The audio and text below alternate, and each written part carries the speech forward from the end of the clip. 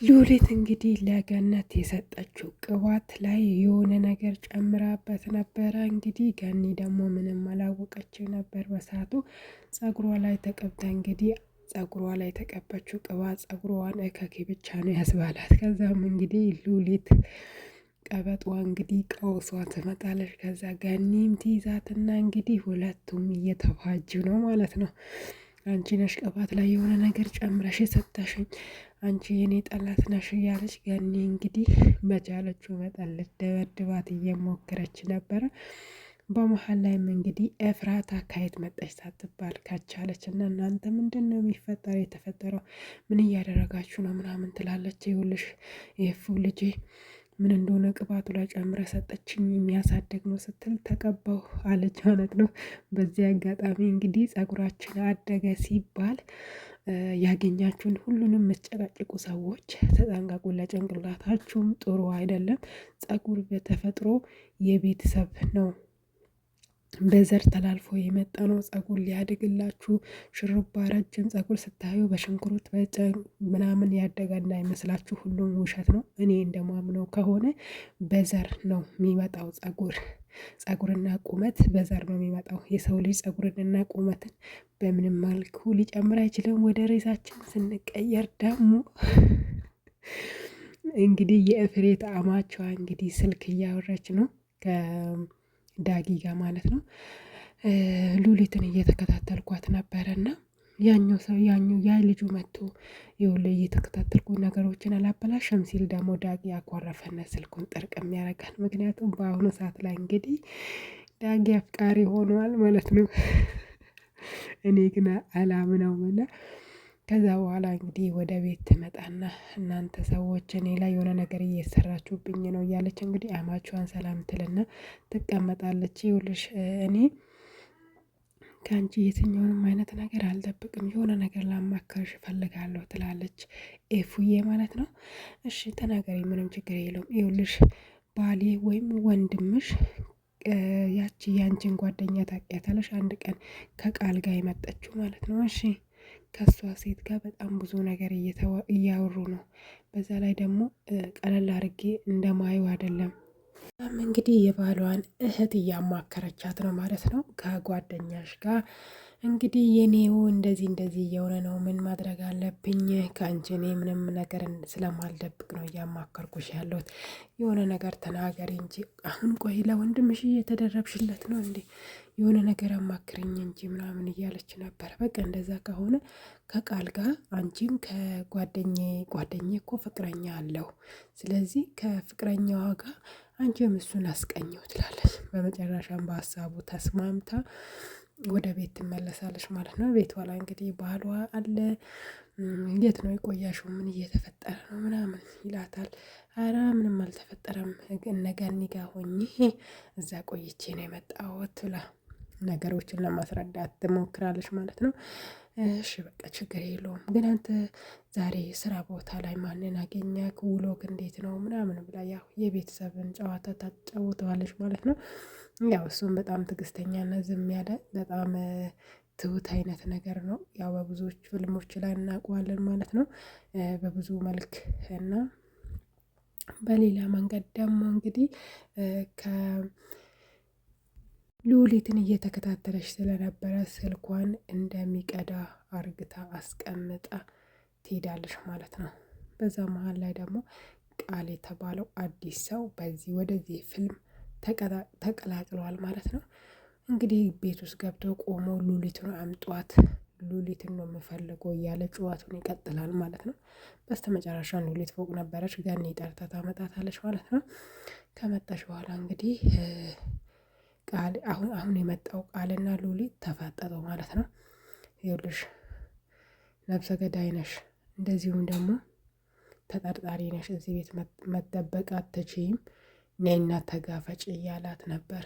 አይሆንም ይሄ ሰውዬ ወደድኩሽ አፈቀርኩሽ እያለ እኔ ሊጠልፈኝ እየሞከረ ነው ብለ ለገኒ ልታስረዳ ትሞክራለች።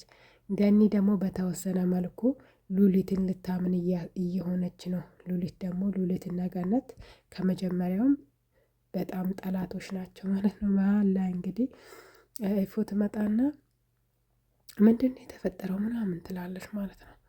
በሌላ በኩል ደግሞ ኤፍራታ እንግዲህ ባሏን ለማስቀናት ብዙ ነገሮችን እየተጣጣረች ነው። ምን ባደርግ ነው ጥሩ፣ ምን ባላደርግ ነው ጥሩ እያለች ወይኔ ፈጣሪ ነገሮቹን በሙሉ አስተካክለዋለሁ ብዬ እንዳላበላሸው እያለች ከራሷ ጋር እየተሟገተች ነበር ማለት ነው። በስተ መጨረሻም ራሷን ታሳምነዋለች ከቃል ጋር ሆነ ባሏን ለማስቀናት ማለት ነው። በሌላ መንገድ ደግሞ ቃልና አስቸጋሪዋ ሴጣኗን ይዞ ከቤት ወጥቷል ማለት ነው። ሉሊትን በይ እውነቱን ተናገር እያላት ነበር። አልናገርም፣ አላቅም፣ ልጅህንም አልወሰድኩም፣ እንግዲህም ደግሞ ሞግዚቷንም አልወሰድኩም ብለህ እንትን ትላለች ማለት ነው። ግን ቦታው ላይ ደርሰሽ ነው ሁሉንም ነገር ማውራት የምትችይው። እንደዚህም ደግሞ ሉሊት ከኔ ጋር ቀልድን ተይ ብዬሽ ነበር፣ አንቺ ነሽ የተቃለድሽውና ስለዚህ ይሄም ጨዋታሽ ከማጋ ጨዋታ እንደጀመርሽ አሳይሻለሁ እያላት ነበር። እሷም እንግዲህ በቻለችው መጠን ለማስረዳት እየተጠራጠረች ነበር። ግን ጎትቶ ይዞ መኪና ውስጥ አስገብቷት ይዟት ይሄዳል ማለት ነው። በሌላ በኩል ደግሞ ገነትና የልጇ አማቿ ጋር ሆኖ እያወሩ ነው። ቆይ እኔ የምልሽ ከሉሊት ጋር ከመቼ ጀምሮ ነው እንደዚህ ጓደኛሞች የሆናችሁ? አረ በጣም ነው የምንዋደደው እንዴ ትላታለች። በቃ ፍቅራችሁን ፈጣሪ ያጽናላችሁ ምናምን ስትል እንግዲህ ገኒ ደግሞ መልሳ የጠላት ጆሮ ይደፈን ነው ምናምን ስትል በጣም ተናዳለች ማለት ነው። እንዲህ ምን እየተካሄደ ነው? እኔ ጽዮን ያላወቅኩት ነገር እየተካሄደ ነው እንዴ እያለች ስልኩን መልሳ ስታዳምጠው ምንም አልነበረም የተቀደው። ወደ ውጭ ትወጣለች። በሌላ በኩል ሉሊትና ቃል እንግዲህ አንዷ የታገተች ክላስ ላይ ወርውሮ አስገብቷት ሁለታችሁም አንዲት ቃል ትንፍሽ እንዳትሉ እዚህ ትቆያላችሁ ይልና በሩን ቆልፎ ይሄዳል ማለት ነው። ውስጥ ላይ ያለችዋ ሴትና ሉሊት ደግሞ ሁለቱም ይፋጠጣሉ ማለት ነው። አንቺ ያስገባሽኝ መንገድ ነው፣ ሉሊት ደግሞ አንዴ ገብተሽበታል፣ ቻዩ ሁሉም ነገር በጣም ቀላል ይሆናል። ለዚች ነገር ነው እንዴ እንደዚህ የምትሆኝ? ከዚህ የከፋ ወይም ከባድ ነገር ሊፈጠር ራሱ ይችላል፣ ተረጋጊ እያለች ነበረ። በሌላ በኩል ደግሞ እንግዲህ ኤፉ ቤቷ ውስጥ ሆና ቤቷን እያጸዳች ብቻዋን እንግዲህ እንትን እያለች ነበረ። እንግዲህ ለቃል ደግሞ ስልክ ደውላላት ነበረ። ቃል ከየት መጣ ሳይባል ቤት ውስጥ እንግዲህ በጸጥታ እንደ እባብ ኮተት ብሎ ይገባል ማለት ነው። እሷ ብቻውን እያወራሽ ምናምን ነበረ። ቆሞ ዝም ብሎ እያያት ነበረ። ወደዚህ ዞር ስትል ቃል ነው በጣም ነው የደነገጠችው። እና ቁጭ በል ቃል ይቅርታም ልጠይቅ ስለምፈልግ ነው ለባለፈው ነገር እና ቁጭ በል ትለዋለች። ቃልም እንግዲህ በኤፉ ውበት ውጥት ብሎ እንግዲህ ተውጦ 7ኛ ፎቅ ላይ ተሰቅሏል። ምን እያወረች እንደሆነ ራሱ አላሰበም። ባለ ትዳር እንደሆነች በደንብ ጠንቅቆ ያውቃል ማለት ነው። ገና አሁን ነው እሷን እያየት ነበር። ምንም መላዳመጠ እሺ በቃ ልቀመጥ ብሎ ተቀመጠ ማለት ነው። ከተቀመጠ በኋላ ሁለቱም እንግዲህ ጨዋታቸውን ይጀምራሉ። ኤፉም እንግዲህ ባሏን ለማስቀናት ነው ቃልን ወደዚህ ቤት የጠራችው። ከባድ ችግር ውስጥ በራሷ እጅ ጎትታ እየገባች እንደሆነ ግን ይሰማታል። ምንም ማድረግ አትችልም። ግን ቃል እጅግ በጣም የሚያስቅ ቀልዶችን እያመጣ እያጫወታትና እያሳቃት ነበረ። መሀል ላይ ባሏስ እየመጣ የእሷን ሳቅ ድምፅ ሲሰማ ከማጋ ሆነ ነው ብሎ ቀስ ብሎ ሊገባ ሲሆን ቃልን አያ። ከዚህ በፊትም በእውነት ታይም ላይ ቀንጨብ አድርገን ነግረው ነበረ እና እሱም በዛ ላይ በድንጋጤ ተውጧል። እሱ እንግዲህ የተለያዩ ቀልዶችን እያነሳ በቃ ፍርፍር እያረጋት ነው፣ እንደ ፋንድሻ እያረጋት ነው። ባሏ እንግዲህ እሳት ጎርሶ እሳት ለብሶ እየመጣ ነው። ቪዲዮ ይቀጥላል። ፊልሙ በእንደዚህ አይነት መልክ ተጠናቋል ማለት ነው። ቀጣይ ክፍል ሁላችሁም በጉጉት ጠብቁ። ለቻናላችን አዲስ የሆናችሁ ካላችሁ ሰብስክራይብ እያረጋችሁ ቤተሰብ ሁኑ። ሰላም ሰላም፣ ውድና የተከበራችሁ የቻናል ቤተሰቦች እንደምን አላችሁ? ሰላም ናችሁ ወይ? እኔ ምንትዋብ ነኝ ማለት ነው። እንግዲህ በዚህ ድራማ እንደዚህም በሌሎች ድራማ እጅግ በጣም ደስ የሚሉ በጣም በጉጉት ሁላችንም የምንጠብቃቸውን ነው ቪዲዮዎቹን ይዤ የምመጣቸው። አስተማሪ ናቸው። በህይወታችን ላይ ብዙ ነገሮችን መማር ያለብን ፓርቶች ያሉ ናቸው። በትዕግስት ሁሉንም ነገር ማስተካከል የምትችሉት ነገሮች አለ። ከዛሬው ነገሮች ሁለት ነገር ላነሳ ብፈልግ ኤፉ ባሏን ለማስቀናት የሄደችው መንገድ እና እንደዚህም ደግሞ ገኒ ሉሊት የሰጠችውን ጸጉሯን ያሳድጋል ተብላ የሰጠችውን የሁለቱንም ሀሳብ ላንሳላችሁ ማለት ነው። የመጀመሪያው የሉሊት ቅባት ያሳድጋል ብላ ስትሰጥ ገኒ አምነ ተቀብላ ነው የተቀበችው። አሁን ላይ ደግሞ እጅግ በጣም በቲክቶክ በዩቲዩብ በተለያዩ ሚዲያዎች እጅግ በጣም የተለመደ ነገር ሆኖ የታየ ምንድን ነው ዶክተር ኤክሌ እንዲያለ ዶክተር ኤክሌ እንዲያለ እያለኝ ቅባት የአይነት ነው። በተለይ አሁን እኔ ራሴ ባሳያችሁ ለሌላ ሰዎች ከመንገሬ በፊት እኔ ራሴ ባሳያችሁ በጣም ትደነቃላችሁ ማለት ነው። የመጣውን ቅባት አንድ ብዬ እኔ ነው የምገዛው ማለት ነው። ግን ያንን ሁሉ ቅባት ተጠቀሜ ብዙ አይነት ቅባቶችን ተጠቀሜ አይቻለሁ። ግን ውሸት ነው።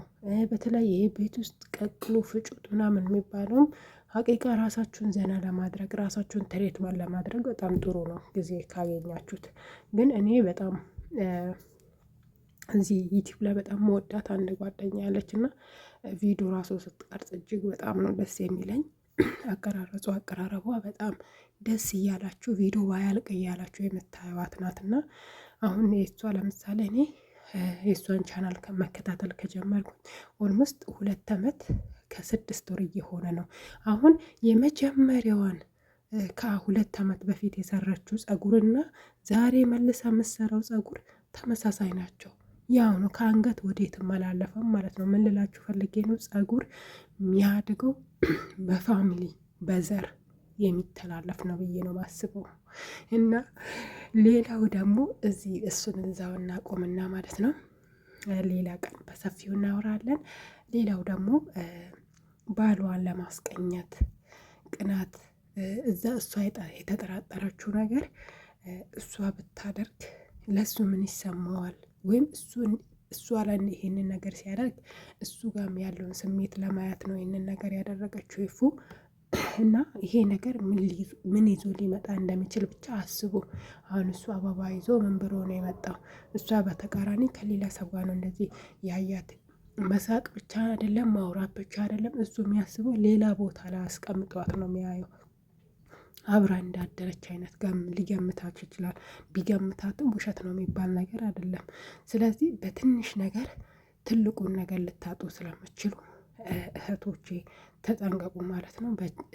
አንዳንድ ጊዜ ያያችሁትን ነገር እንዳላያችሁ ሆናችሁ እያለፋችሁ ህይወታችሁን በትክክል ብትመሩ እጅግ በጣም ደስ ይላል ማለት ነው። እዚህ ጋር ኤፉ አይታ ወይም ዝም ብላ ማለፍ ወይም ይሄ ነገር ለምንድን ነው እንደዚህ የሆነ እኔ ላይ ይገባኛል ብላ መጠየቅ እየቻለች የሞኝ ስራ ሰራች ማለት ነው። ሌሎቻችሁም በእንደዚህ አይነት መልክ እንዲሆናሉ እያላችሁ ትዳር ህይወት እንዳታጡ። በተለይ በአሁኑ ሰዓት ላይ ቤት ቢፈርስ መኖሪያ ቤት ብታጡ ልጅ ቢሞትባችሁ ትልቅ ነገሮች ከህይወታችሁ ሲሄድ ትዳር ምንም አይሆንም። እንደውም መደጋገፉ ማዋደዱ በጣም ሰፊ ይሆናል። ግን በትንሽዬ ነገር ያችን ሃይላንዱን ወደ እኔ አቃቢኝ በማለት ብቻ ትዳር ይፈርሳል። አስባችሁታል? ቤት አታችሁ ትዳር እንትን አላላችሁም።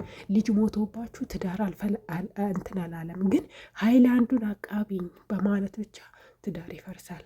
ስለዚህ ሁላችሁም ጥንቃቄ አድርጉ ለማለት ነው። እኔ ሃይላንዱን ያነሳሁት ለምሳሌ ኃይል ነው ማለት ነው። ሁላችሁንም እጅግ በጣም እንወዳችኋለን። ለቻናላችን አዲስ የሆናችሁ እባካችሁ ቤተሰብ የሆናችሁ አበረታቱኝ ማለት ነው። ቀጣይ በሌላ ቪዲዮ እስከምንገናኝ ምንትዋብ ነበርኩኝ። ቸር ሰንብቱ።